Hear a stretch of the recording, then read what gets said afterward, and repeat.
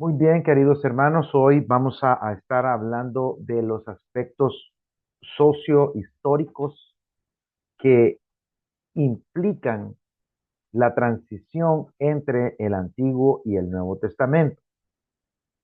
Aquí hay una serie de elementos sociohistóricos y políticos y socioreligiosos que son necesarios que todo cristiano debería de conocer. Esta clase de hoy, hermanos, todo cristiano debería de saberla. Sin embargo, a veces el estudio de la Biblia, serio y profundo, muchas veces no es muy bien apreciado, no es muy bien valorado. Las personas generalmente les gustan más las cosas emocionales, el emocionalismo y el conocimiento cada vez es menos valorado. Así que yo quiero compartirles esta clase y sé que si ustedes le ponen atención, sé que si le ponen interés, les va a ayudar a crecer en su conocimiento de la Biblia. Hoy vamos a estar hablando acerca del mundo político, religioso, de el pueblo de Dios. De eso trata la clase de hoy. Básicamente, esta es la introducción al Nuevo Testamento. Hoy introducimos lo que es el Nuevo Testamento. Hemos terminado ya el Antiguo Testamento. Hemos visto que el Antiguo Testamento tiene cuatro grandes secciones literarias: el Pentateuco, ¿sí? O la Torá, Pentateuco o Torá, los libros históricos, los libros poéticos y los libros proféticos. Dentro de los libros proféticos están los profetas mayores y los profetas menores. Y el Antiguo Testamento nos cuenta la historia del origen del pueblo de Israel. Bueno, primero el origen del universo, ¿sí? Cómo Dios creó el universo, cómo Dios creó el mundo, cómo Dios creó todas las cosas. Pero el libro de Génesis también nos cuenta la historia de los, digamos así, los fundadores de la nación de Israel, que en este caso es Abraham, Isaac, Jacob, ¿sí? Y los hijos de Jacob, que se convierten en los famosos patriarcas de Israel.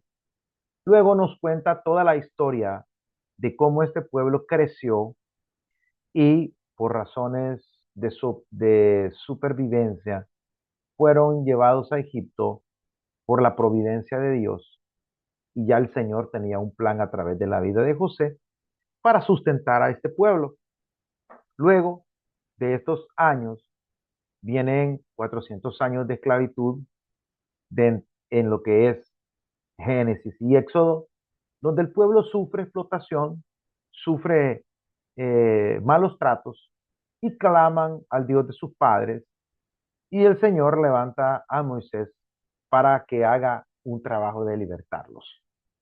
Moisés se deja acompañar de su hermano Aarón, tienen la revelación de la palabra de Dios, de las leyes del Señor, de los mandamientos del Señor, y ellos van y liberan al pueblo por orden del Señor. Luego el pueblo va al desierto en búsqueda de la llamada tierra prometida. Y en ese ínterin, es decir, en ese trayecto entre salir de Egipto y lograr la promesa de la tierra prometida, una promesa hecha al padre Abraham en el libro del Génesis, del 12 en adelante, ellos tienen una experiencia de peregrinación por el desierto. Esta experiencia de peregrinación por el desierto permite que ellos puedan construir una identidad religiosa, se ponen los fundamentos de lo que se llegará a conocer hoy en tiempos posteriores como el judaísmo o la religión judía o la religión fundada por Moisés al pueblo de Israel. Ahí surge en este proceso del desierto, ahí vimos la revelación dada a través de Levítico, lo que es un catálogo para los sacerdotes, la forma del culto, los mandamientos, las leyes ceremoniales, las leyes de higiene, las leyes de la guerra, las leyes sociales. Allí hemos visto todas estas cosas que suceden en el desierto. Luego, en el libro de Deuteronomio, ellos llegan a la tierra prometida, al otro lado del Jordán. Están en lo que es la Transjordania. Luego, atraviesan el Jordán y empieza la historia en el libro de Josué de cómo ellos vencen a sus enemigos y se van posicionando cada vez más en la tierra que el Señor les prometió. Luego viene el libro de los jueces, que abarca un periodo largo de más de 400 años, donde ellos se instalan en la tierra y comienzan a prosperar, pero lamentablemente fracasan al no cumplir al 100% el mandamiento que Dios les dio de eliminar las tribus que poseían esas tierras porque tenían prácticas idolátricas inmorales, creían en los sacrificios humanos y en una serie de cosas que Jehová abominaba, pero se dejan influenciar por estas culturas paganas y comienza un ciclo de apostasía que está claro en el libro de los jueces.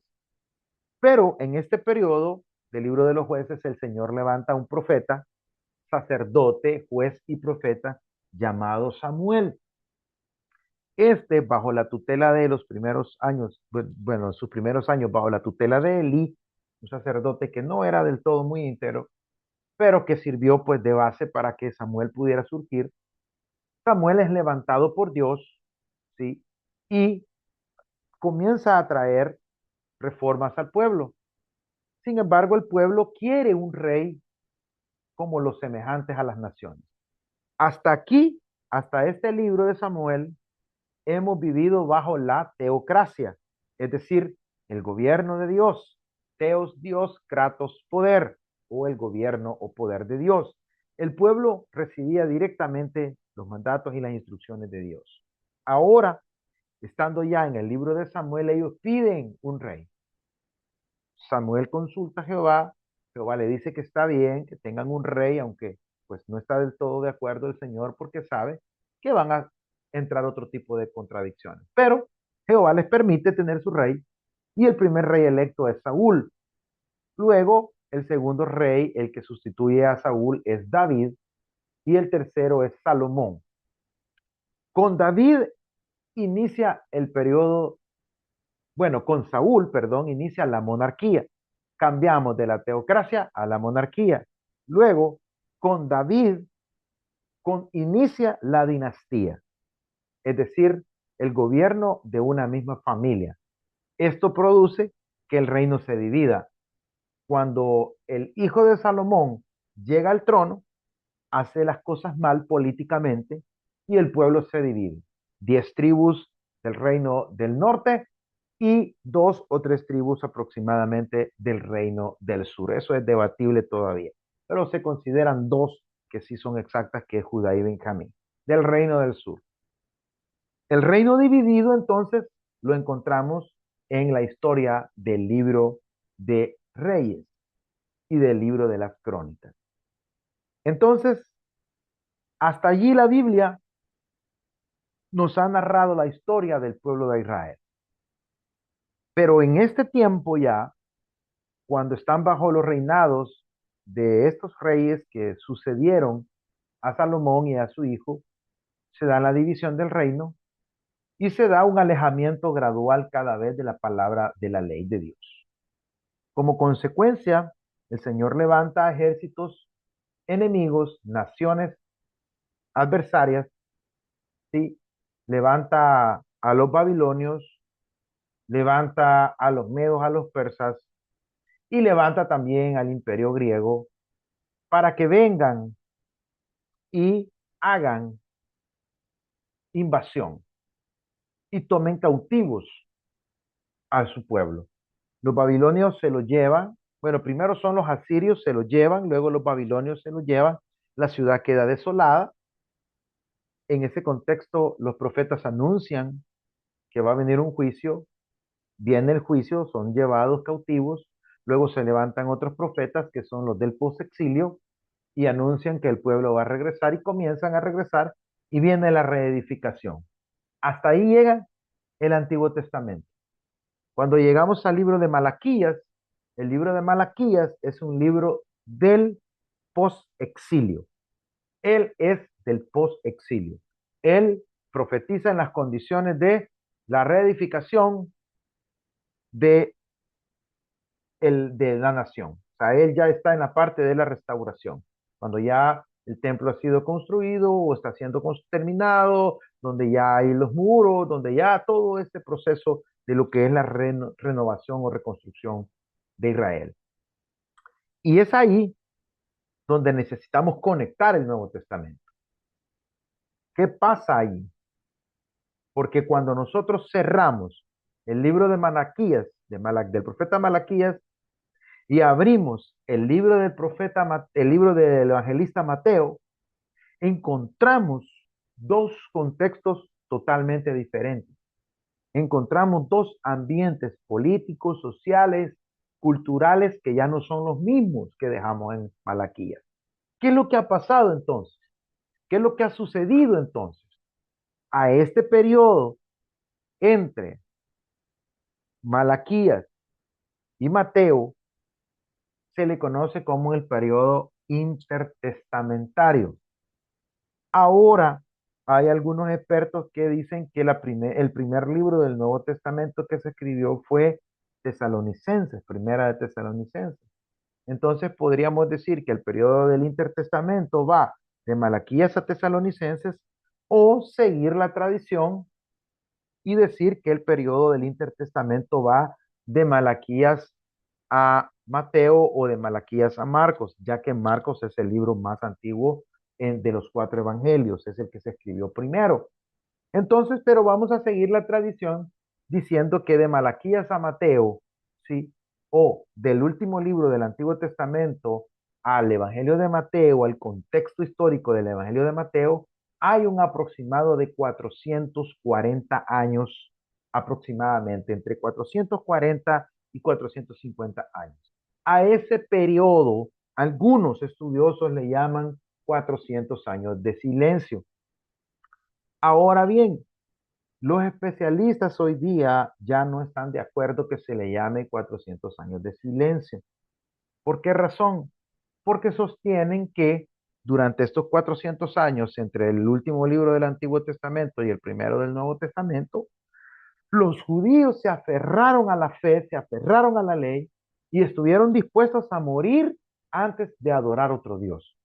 Entonces consideran ellos que el periodo del intertestamento, que también le llaman el periodo del judaísmo del segundo templo, es un periodo en el que, aunque no hubieron profetas, ¿sí? Aunque no hubieron profetas reconocidos en este periodo después de Malaquías, ellos consideran que pensar que no hubo palabra de Dios sería como dejar de lado el testimonio de la ley que los judíos dieron durante ese periodo. Así es que este periodo, que se conoce como periodo del silencio, es mejor llamarlo periodo intertestamentario o periodo del judaísmo del segundo templo. Y este periodo, para poderlo entender, tenemos que estudiar el mundo político, religioso y social del Nuevo Testamento. Yo sé, hermanos, que estas cosas no son fáciles de entender. ¿Por qué? Porque estamos acostumbrados a leer la Biblia para encontrar algo espiritual, un alimento espiritual. Y pocas veces buscamos en la Biblia entender la Biblia en su momento histórico.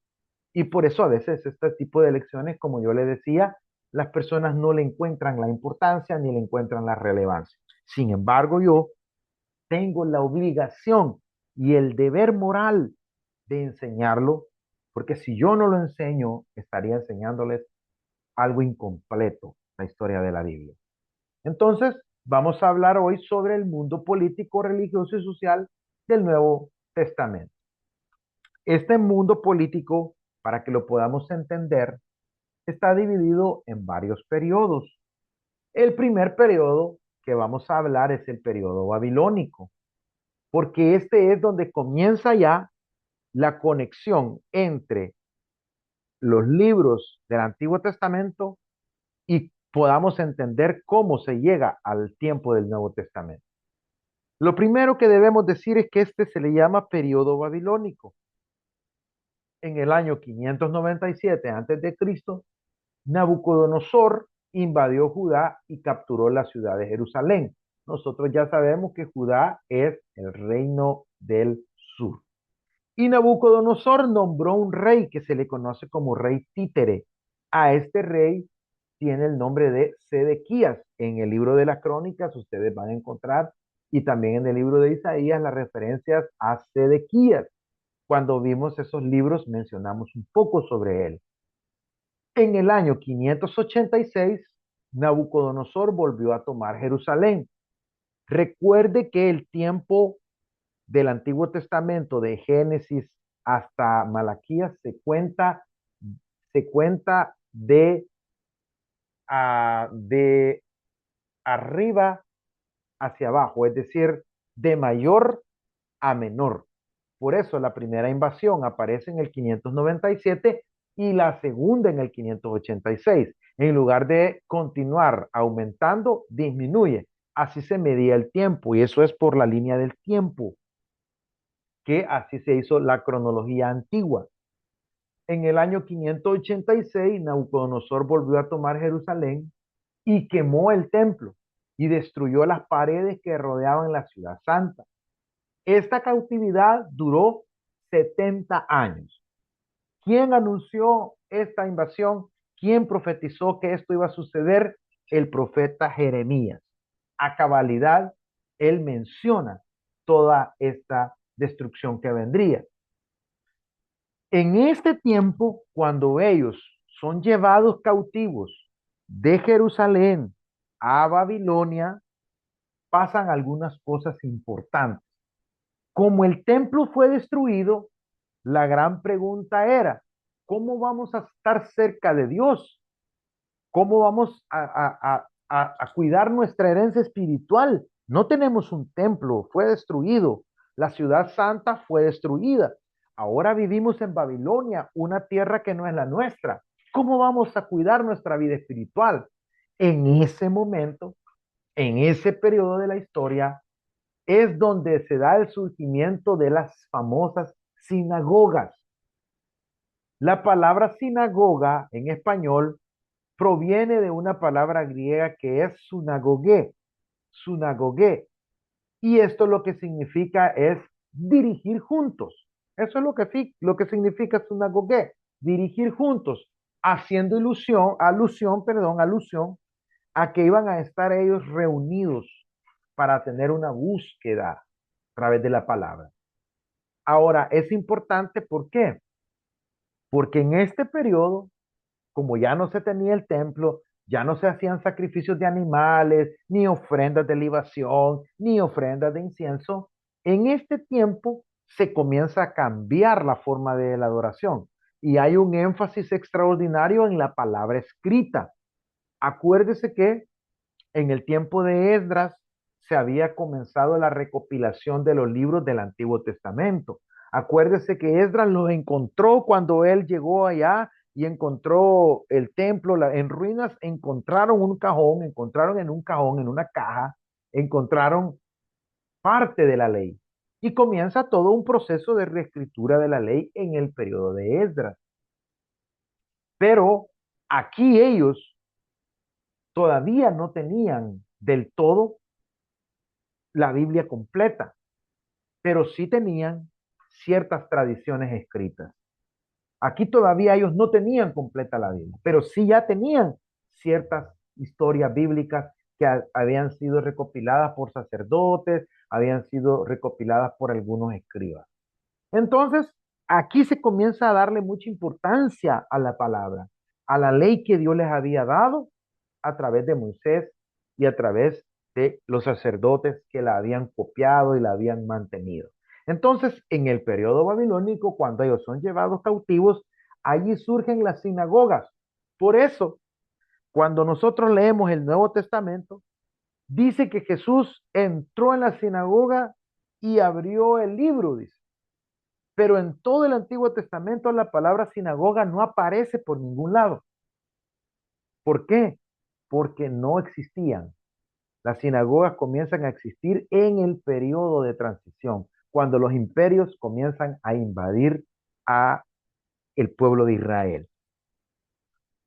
Luego de este periodo babilónico viene lo que se conoce como el periodo persa. Los persas se levantan y hay un rey famoso que fue anunciado también por el profeta Isaías. En el año 538 a.C. se levanta alguien llamado como Ciro, rey de Persia. Y Ciro conquistó a los babilónicos, desvió las aguas del río Éufrates.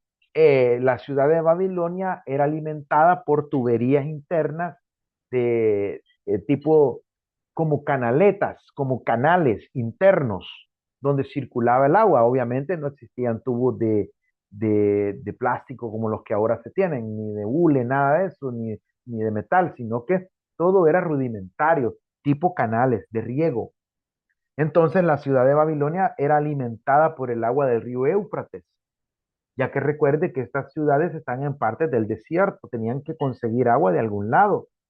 Entonces, ¿qué pasa? Este hombre, el rey Ciro, pone una obstrucción al agua del río Éufrates y introduce su ejército a través de los canales de agua que alimentaban el agua en Babilonia para poder penetrar la ciudad de Babilonia. Entonces, Ciro fue un gobernador benévolo a diferencia de Nabucodonosor. Ciro, ya bajo el imperio persa, derrota al imperio babilónico, entra al imperio persa y Ciro le permite a los judíos regresar a la tierra de Palestina, a la tierra de Israel. Él les permite regresar. En en el primer regreso, 42,000 judíos regresaron a Palestina en el primer regreso, ¿sí? Entonces vea, Babilonia los toma cautivos y los lleva.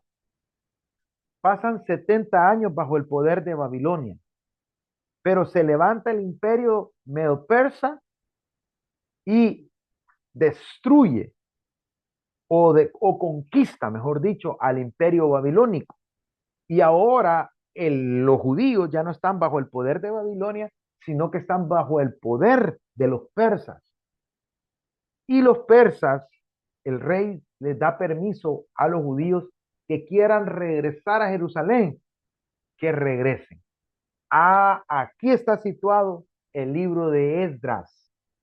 El libro de Esdras y el libro de Nehemías es en este periodo donde se encuentra el libro de Esdras y Nehemías.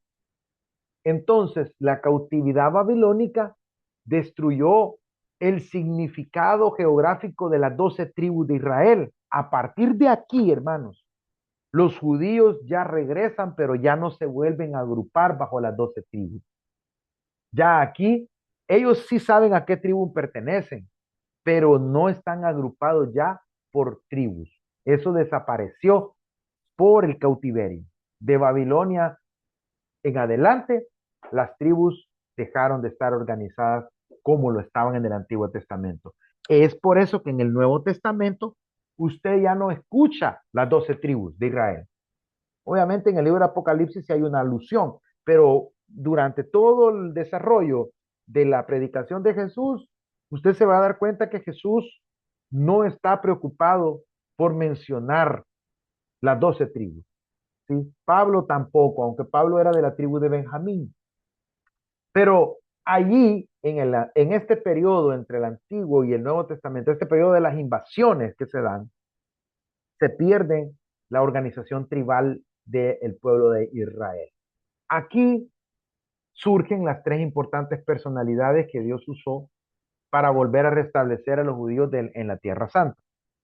El primero que regresó se llama Sesbazar, pero ese no se sabe mucho de él. Por eso se toma más a partir de Zorobabel. Zorobabel hizo la reconstrucción del templo. Esdras le hizo la restauración a la prioridad de la ley. Y Nehemías fortificó la ciudad de Jerusalén y reconstruyó sus murallas. Entonces, mire, ¿en qué periodo se da esto? En el periodo persa, del 538 en adelante. En adelante, ¿sí? Ahora, en el periodo persa se comienza a desarrollar una rivalidad entre los judíos. ¿Por qué? Bueno, los judíos que venían retornados de allá, de Babilonia, que el rey Ciro les dio permiso de regresar, esos judíos se consideraban racial o étnicamente puros, es decir, que ellos no habían tenido mestizaje, aparentemente. Y los judíos que se habían quedado viviendo en Israel, en la tierra de Palestina, estos se habían mezclado. Y estos judíos que se habían quedado, que no fueron llevados cautivos porque Nabucodonosor no se los llevó a todos, estos judíos que se quedaron viviendo ahí, se mezclaron con otras razas, con los juteos y con otros más que fueron llevados por los mismos emperadores paganos a poblar la tierra. Estos judíos se les conoció después como los samaritanos.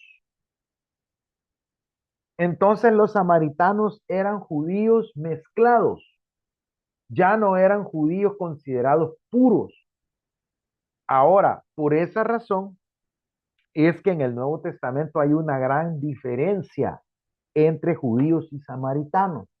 Los samaritanos construyeron su propio templo en el monte Gerizim.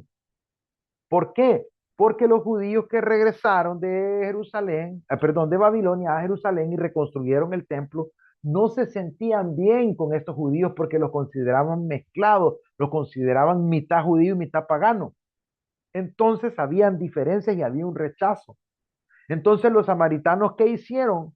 Construyeron un templo, pero no en el mismo lugar de los judíos, sino que lo hicieron en el monte Gerizim. Y lo que hicieron fue que desarrollaron su propia interpretación del judaísmo. Por eso, en Juan capítulo 4, versículo 1 al 19, que nos cuenta la historia de la mujer samaritana, Jesús tiene un diálogo con esta mujer. Y el diálogo que Jesús tiene con esta mujer es acerca de la adoración. ¿Por qué? Porque los samaritanos, que eran estos judíos mezclados étnicamente, que ya no eran considerados puros, estos judíos habían hecho su propia religión y habían creado su propia lectura de la Biblia. Entonces, ¿qué pasa? En la lectura de los samaritanos, el monte sagrado no era el monte de Sión, sino que era el monte Gerizim.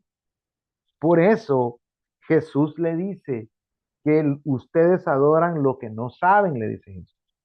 ¿Por qué? Porque Jesús sabía que ellos habían hecho esta derivación religiosa. Entonces, en los evangelios se deja en claro que Jesús buscó destruir esta división que existía entre judíos y samaritanos. ¿Por qué? ¿Por qué Jesús buscó destruirla? Obviamente porque Jesús les dice que la hora viene y la hora es cuando los verdaderos adoradores adorarán al Padre en espíritu y en verdad. Ahora entiende la polémica de la adoración. La polémica de la adoración tenía una raíz histórica y se remonta al tiempo del periodo persa, cerca del año 538 en adelante. A esas alturas, cuando Jesús viene, todavía esta rivalidad existía y existía muy fuerte. Entonces, por ejemplo, en Lucas capítulo 10, versículo 25, nos dice el Nuevo Testamento. Le voy a pedir que por favor tenga su Biblia por ahí. Lucas 10, 25 dice, y he aquí, un intérprete de la ley se levantó y dijo para probarle, Maestro, ¿haciendo qué cosa heredaré la vida eterna? Jesús le dijo, ¿qué está escrito en la ley? Como lee. Y aquel respondió, dijo, amarás al Señor tu Dios con todo tu corazón, con toda tu alma, con todas tus fuerzas y con toda tu mente, y a tu prójimo como a ti mismo. Y él le dijo, bien has respondido, haz esto y vivirás. Pero él queriendo justificarse al mismo tiempo dijo, ¿quién es mi prójimo?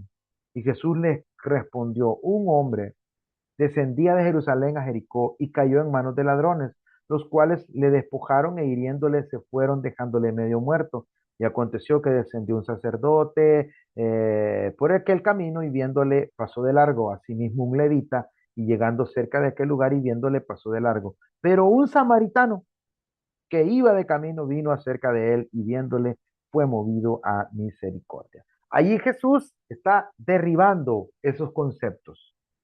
Jesús le está diciendo, no solamente los judíos pueden ser piadosos, no solamente los judíos pueden tener fe, no solamente los judíos pueden hacer misericordia, los samaritanos también son incluidos para Dios, los samaritanos también cuentan. Entonces vea qué importante es conocer este periodo de la historia de la Biblia, porque aquí surgen muchas de las cosas que cuando llegamos al Nuevo Testamento, nosotros no sabemos ni tenemos idea de dónde salieron. Por ejemplo, los samaritanos no se mencionan en todo el Antiguo Testamento como esta raza que ya nosotros hoy entendemos que se menciona ya en el Nuevo Testamento.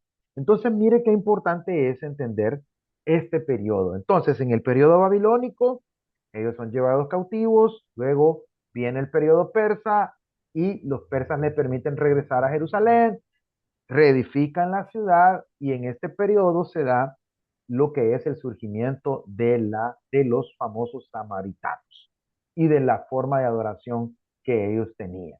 Luego viene otro periodo que se conoce como el periodo alejandrino o el periodo griego. Esto va del año 332 aproximadamente al 301 antes de Cristo. ¿Qué pasó? Bueno, como todo imperio, tiene que caer. Todo imperio tiene que caer, hermano. Ningún imperio va a durar para siempre. Solo el imperio del Señor Jesús. Solo el reino de Dios va a durar para siempre. Todos los imperios van a pasar. Entonces, ¿qué pasa? Se levanta Alejandro Magno o Alejandro el Grande o Alexander Magnus, como algunos le llaman en la historia.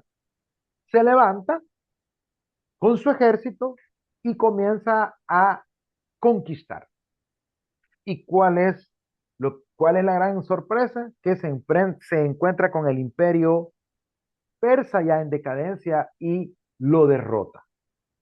¿Sí? Alejandro Magno con su ejército va y lo derrota.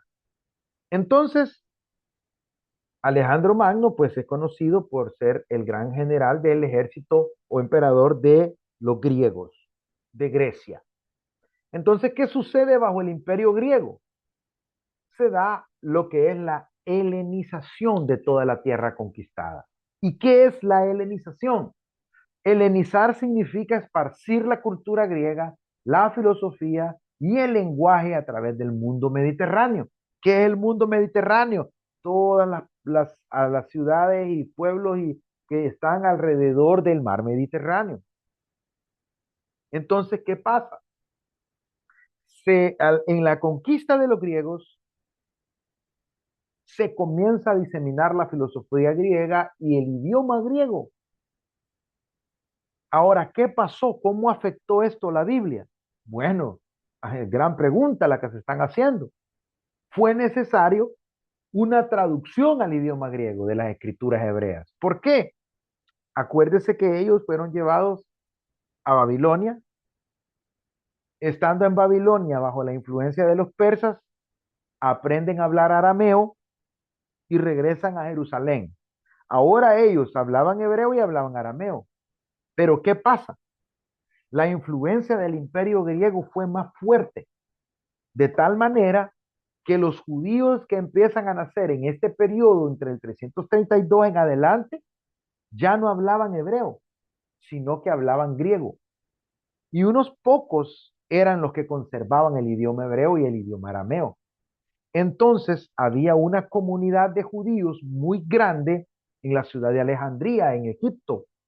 Y esta comunidad era muy grande, Pero estos fueron helenizados, aprendieron a hablar en griego y fueron dejando de lado el hebreo.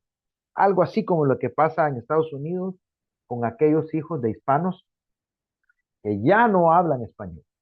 O sea, son hijos de hispanos, son nacidos en este país, se les considera ciudadanos americanos por nacimiento, al menos hasta que no lo logren quitar ese derecho, que ha estado por ahí en peligro, pero los consideran ciudadanos americanos o estadounidenses, sería lo más correcto. Entonces, ¿qué pasa? Ellos ya nacen bajo el imperio estadounidense, vamos a decirlo así, porque este es lo que es un imperio, hermano, una de las potencias del mundo, o la mayor potencia del mundo. Entonces, nacen hablando inglés y muchos de ellos pierden el idioma español. Entonces, algo así le pasó a los judíos. Ellos y sus descendientes ya no hablaban el hebreo, hablaban el griego. Entonces, ¿qué estaba pasando? Ya no podían leer la Torá, porque la Torá estaba en hebreo. Entonces fue necesario hacer una traducción al idioma griego del Antiguo Testamento. La Septuaginta, que es como se le llama a la Biblia griega, que se tradujo del hebreo al griego. La palabra Septuaginta lo que significa es los 70. Y las letras son LXX. Cuando usted mire estas letras LXX, se está refiriendo a la Biblia que se llama Septuaginta. Y esta es una traducción del hebreo al griego solamente del Antiguo Testamento. Aquí el Nuevo Testamento todavía no existía. ¿Ok? Entonces, así surge la primera versión de la Biblia en griego. La primera traducción de la Biblia al griego surge en este periodo, en el periodo alejandrino o en el periodo griego. Aproximadamente, esta traducción se hizo aproximadamente en el año 250 antes de Cristo. Aproximadamente, sí, aproximadamente. Aquí, el periodo alejandrino o el periodo griego tiene un cambio. ¿Por qué? Bueno, porque muere Alejandro el Grande, muere Alejandro el Grande, ¿y qué pasa? El imperio se divide, el imperio griego se divide. ¿Por qué? Porque Alejandro el Grande tenía cuatro grandes generales poderosos que movían todo el ejército. Y estos, y estos cuatro generales se reparten el ejército cuando Alejandro el Magno muere. En estos generales se encontraba uno que se llamaba Ptolomeo, otro que se llamaba Seleuco, otro que se llamaba Antígono y otro que se llamaba Casandro. ¿Sí? Esos eran los cuatro reyes, perdón, los cuatro generales que movían el imperio griego. Y cuando muere Alejandro Magno, estos generales reparten el ejército y por lógica también reparten, ah, la tierra que gobernaban. Así es que también dentro de estos generales entra otro general que se llamaba Lisímaco y otro que se llamaba Pérdicas, pero los que a nosotros nos interesan son dos, dos generales. Nos interesa Ptolomeo y Seleuco. ¿Por qué? Porque a los que pertenecen al ejército de Ptolomeo se les va a llamar los ptolomaicos y a los que pertenecen al ejército de Seleuco, uno Nicanor, se les va a llamar los Seleucidas o Selyúcidas, les dicen algunos, Seleucidas. Entonces, ¿qué pasa? Ptolomeo, con su ejército, gobernaba Egipto, que era donde estaba la gran comunidad judía. en Egipto, en Alejandría.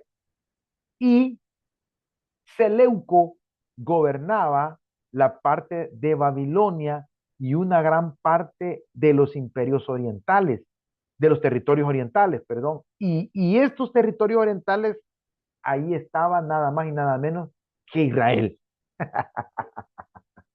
Así que, por esa razón, dentro del periodo alejandrino, surge, vamos a decirlo así, un subperiodo que se conoce como el periodo sirio. Y este periodo va del año 167 al 141 antes de Cristo. Y allí, ¿qué es lo que vamos a ver en toda la tierra de Israel? Vamos a ver una disputa por el poder. ¿Quién gobierna la tierra santa? La tierra en ocasiones era gobernada por los ejércitos de Ptolomeo, los ptolomaicos. En otras ocasiones era gobernada por los seleucidas. Y esas son las bestias que habla el libro de Daniel.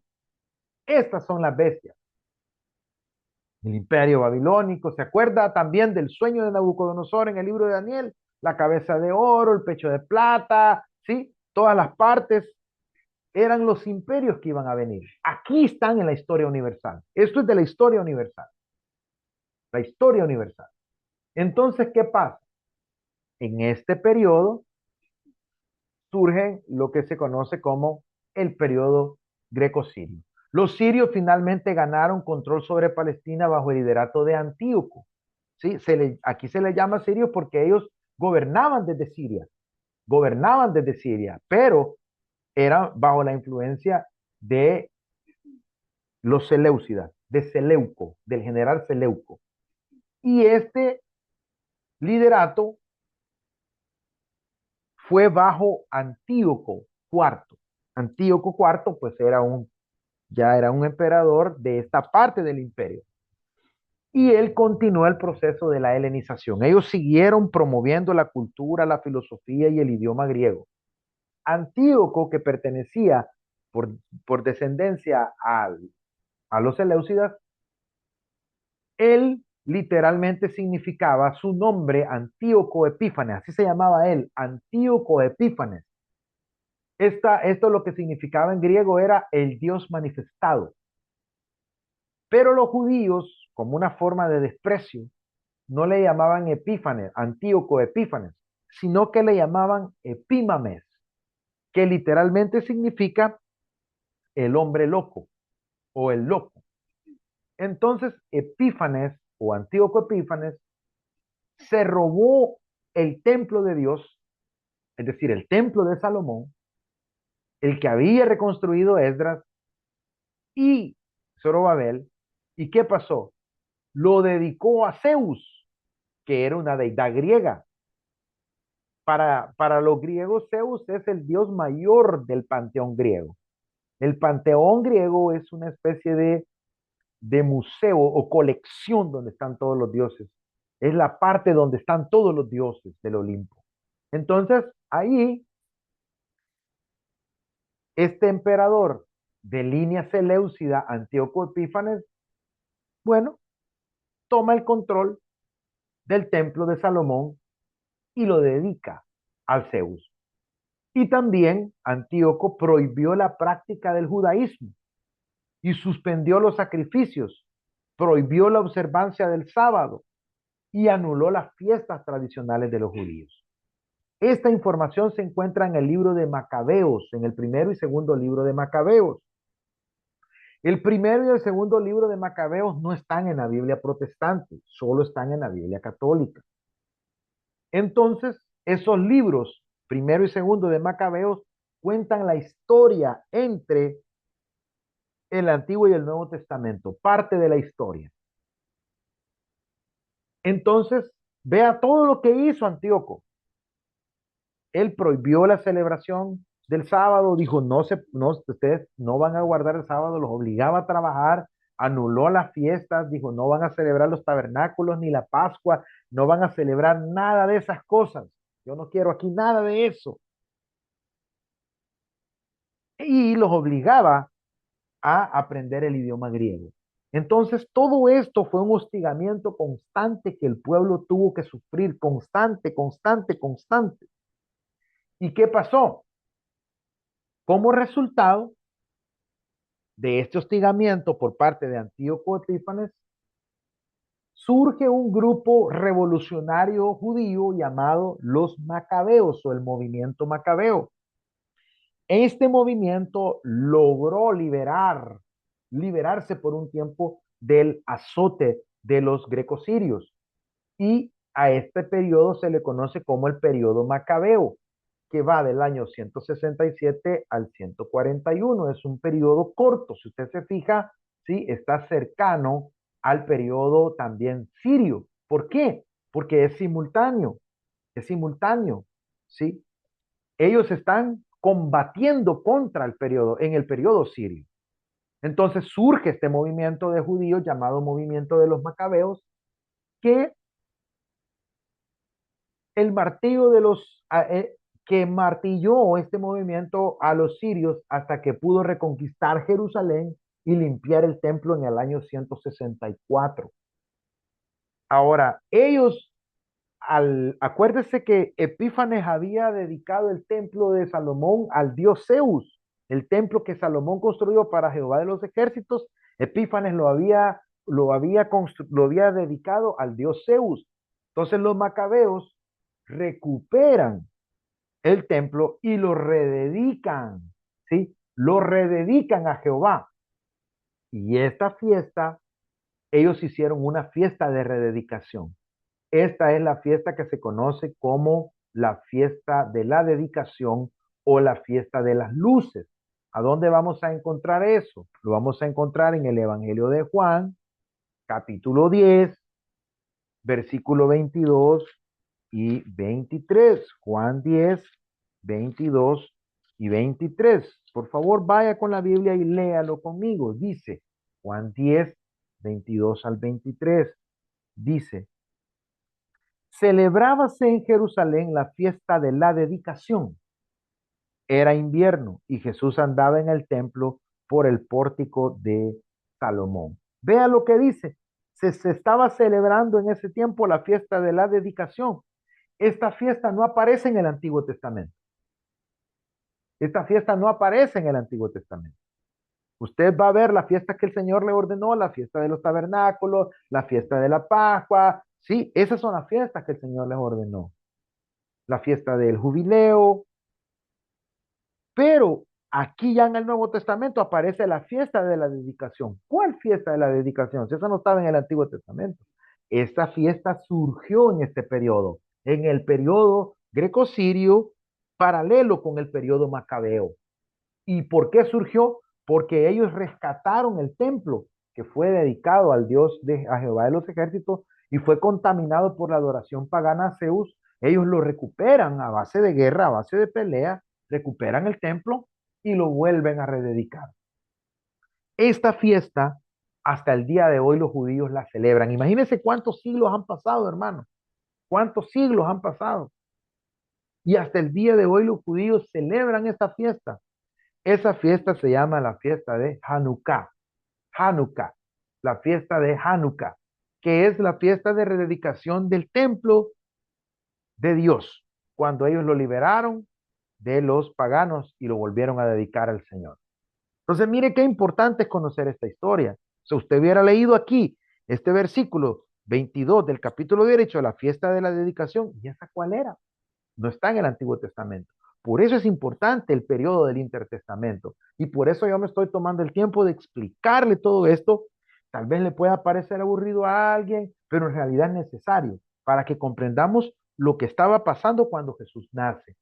Entonces, el movimiento guerrillero, que es el movimiento celote, lo que ellos eran en realidad era un movimiento insurgente, un movimiento de guerrilla. Este movimiento continuó hasta establecer un Estado judío independiente en el año 141. En el año 141 ellos logran sacudirse el dominio de los grecos sirios. Este fue un periodo en el cual se levantaron los celotes y también se formó el partido de los fariseos. Mire, hasta aquí empiezan a existir los fariseos. Todo el Antiguo Testamento usted no los va a encontrar. No habían fariseos. Aquí surge el partido de los fariseos y también surge el partido de los celotes, ¿sí? Que eran muy comunes en el tiempo de Jesús. ¿Y quiénes eran estos celotes? Eran unos revolucionarios extremistas. Y ellos decían que el único romano bueno era el único romano muerto. Porque aquí, después del periodo macabeo, viene el periodo romano. Entonces, los romanos derrotan a los griegos y también derrotan a los macabeos. Aquí viene ya entonces el sexto periodo ya, que es el periodo romano. Y este periodo romano va del año 63 en adelante. Del año 63 en adelante viene el periodo romano. Ahora, es importante que nosotros pongamos mucha atención a este periodo, porque ya aquí ya estamos hablando de la época del Nuevo Testamento, ¿sí? En el periodo romano, en particular, ya estamos hablando del tiempo de Jesús, los apóstoles y la iglesia primitiva. Cuando se escribe el Nuevo Testamento, cuando se cuenta la historia de Jesús, aquí ya estamos hablando del Nuevo Testamento. Muy bien, hermana Francis, tiene su manita levantada. Dígame cuál es la pregunta que tiene. Puede hacerla con toda confianza.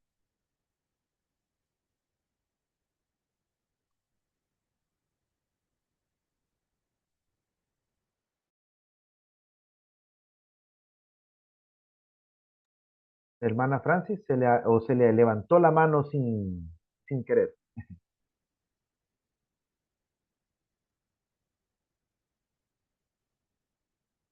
Tiene el micrófono apagado.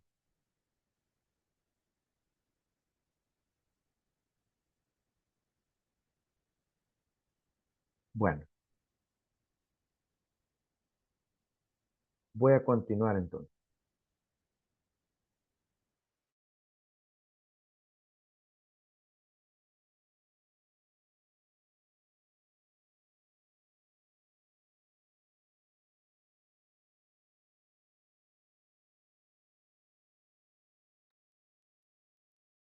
Muy bien. Entonces ya estamos claros. Ya aquí en el periodo romano estamos hablando ya del contexto en el que se escribe los evangelios, sí, la vida de los hechos de los apóstoles, todo eso. Ahora, en el año 63, el general romano Pompeyo conquistó Siria. ¿Y qué pasaba con Siria? Ahí era donde estaban los Seleucidas. Y anexó toda Palestina. Es decir, ganó Siria y como los Seleucidas tenían en parte el control también de Palestina, la anexó también. Obviamente tuvieron que pelear, hubieron guerras para que pudieran los judíos someterse a los romanos. Pompeyo destruyó la resistencia y asesinó a miles de judíos. Esto creó un intenso odio por Roma. Por eso cuando leemos los evangelios, Jesús habla acerca de poner la otra mejilla. No era nada fácil la doctrina de Jesús. ¿Por qué? Porque lo que él está, y hay una parte donde dice, si alguien te pide llevar una carga por tanto tiempo, le dice, por tanta distancia, llévala el doble. ¿A qué se estaba refiriendo? A una práctica de los soldados. Los soldados paraban a cualquier judío y le obligaban a llevar las cargas de ellos, el tiempo que fuera necesario. Entonces, los judíos detestaban a los romanos. Y cuando Jesús viene y empieza a predicar, pues obviamente el mensaje de Jesús no les caía en gracia a los judíos, ¿verdad? ¿Por qué? Porque habían sido masacrados, habían sido asesinados por los romanos. Y en el año 49 antes de Cristo, es decir, antes que naciera Jesús, Julio César había sucedido a Pompeyo. Julio César fue emperador de Roma también. A Pompeyo y estableció a Herodes como un rey títere sobre Judea. Este es el famoso Herodes el Grande que se menciona en el Evangelio. Pero hay otros Herodes más. No solamente hay un Herodes, hay varios Herodes que son hijos de Herodes el Grande. Este es Herodes el Grande. Fue nombrado en el año 49 por Julio César como rey sobre la provincia de Judea, en un esfuerzo por ganarse el favor del pueblo. Entonces, Herodes, para poder quedar bien con los judíos, restauró el templo, porque había sufrido mucho el templo. Herodes lo volvió a poner hermoso. Herodes lo volvió a embellecer. El templo que había sido reconstruido por Esdras y por Zorobabel y Esdras.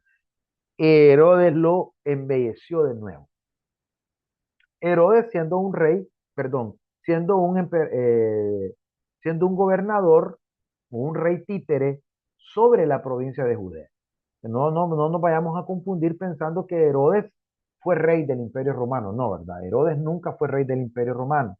Herodes era rey de la provincia de Judea, puesto por el emperador Julio César, que él sí era el emperador de Roma. Y para tratar de ganarse el favor de los judíos, les reedificó el templo, lo remodeló, lo puso hermoso, lo expandió, lo embelleció. Herodes tiene fama de haber sido un gran constructor en esta época. En este periodo romano, el reino de Herodes, que le había entregado Julio César, lo dividió entre sus tres hijos. Por eso es que les digo que allí en la Biblia, en los evangelios, no se habla solo de un Herodes, sino de varios Herodes. Y lo dividió entre sus tres hijos. El primero era Herodes Arquelao. Se llamaba Herodes Arquelao. Herodes Arquelao reinó sobre Judea y Samaria. ¿A dónde dice eso? En Mateo capítulo 22, capítulo 2, versículo 22. Vamos a leerlo para que usted pueda, pueda corroborar la lectura. Dice Mateo 2, 22. Dice, pero oyendo que Arquelao reinaba en Judea en lugar de Herodes su padre, tuvo temor de ir allá, pero avisado por revelación en sueños, se fue a la región de Galilea. Este Herodes había cedido el reinado a su hijo Herodes Arquelao. Luego estaba su hijo Filipo o Herodes Felipe, como le llaman algunos. Filipo el tetrarca. Este gobernaba sobre el territorio noreste de Galilea. Ellos se habían repartido la tierra para gobernarla. En Lucas 3:1 hace mención sobre Herodes Felipe. Vea lo que dice Lucas 3:1. Dice, en el año 15 del imperio de Tiberio César, o ya sabe usted que Tiberio César era el gobernador, ¿verdad? Era el emperador, perdón, siendo gobernador de Judea, Poncio Pilato, ¿sí? Y Herodes, tetrarca de Galilea, y su hermano Felipe, tetrarca de Iturea y de la provincia de Traconite, y Lisanias, tetrarca de Abilinia. Ahí aparece otro de Lisanias, pero este no era hijo de Herodes. Entonces, ahí está, Felipe, tetrarca. Este Herodes Felipe, ¿sí? Es también uno de los descendientes de Herodes el Grande. Y hay otro también Herodes, otro gobernador de la línea de Herodes, que se le llama Herodes Antipas, que literalmente lo que significa Antipas es después del padre. Este Herodes Antipas recibió la jurisdicción sobre la provincia de Galilea. Este es el Herodes que fue más prominente en las narraciones de los evangelios. Este es Herodes Antipas, al que Jesús le llamó aquella zorra en Lucas 13:22. Y es el que mandó a decapitar a Juan el Bautista, según Mateo 14, del 1 al 12. Este Herodes Antipas no es Herodes el Grande, es el hijo de Herodes el Grande. Se llama Herodes Antipas. Y este fue el Herodes que se burló de Jesús antes de la crucifixión, en Lucas capítulo 23, versículo 11 al 15. Entonces, mire qué importante es conocer esta parte de la historia, porque nosotros sí hemos oído que el rey Herodes, pero ¿cuál Herodes? Si está Herodes Felipe, Herodes Arquelao, Herodes Antipas, el que está más famoso, vamos a decirlo así, más conocido entre los escritos del Nuevo Testamento es Herodes el Grande en los primeros capítulos y Herodes Antipas. Estos son los Herodes que más tienen relación. Claro, los otros también los menciona, por supuesto. Ahora, voy a detenerme aquí y voy a dar un tiempo para que puedan preguntar. Tenemos ahorita las 8:16. Si tienen alguna duda, este es el momento en que ustedes pueden abrir su micrófono y preguntar. Yo necesito saber si me estoy dando a entender, si están captando cómo se da esa transición entre el Antiguo y el Nuevo Testamento. Así que pueden abrir su micrófono si ustedes quieren reaccionar a esto que hemos hablado de los periodos de los imperios. Pueden abrir su micrófono, ¿sí? Y díganme, sí, pastor, estamos en que estamos comprendiendo o podría aclarar esto. Este es el momento para que podamos nosotros aclarar cualquier duda que quiera surgir.